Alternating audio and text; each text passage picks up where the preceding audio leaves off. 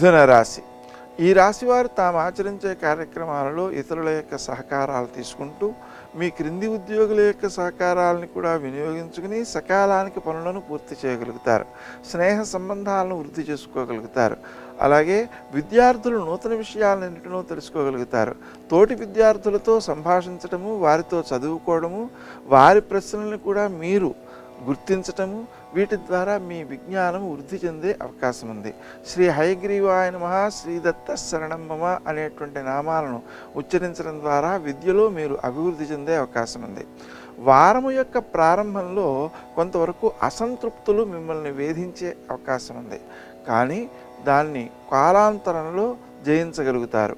ఆరోగ్య విషయంలో ఎక్కువ శ్రద్ధ చూపించాల్సిన అవసరం ఉంది. దానికోసం క్రీం అచ్యుతానంత గోవింద అనే నామాన్ని జపించుకోవడం మంచిది.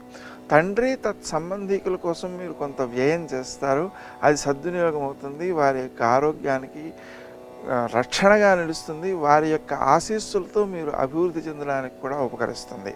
వృత్తి స్థానంలో ఉత్సాహంగా మీరు చేసేటువంటి కార్యక్రమాల వలన పై అధికారుల యొక్క ఆదరాన్ని పొందగలుగుతారు.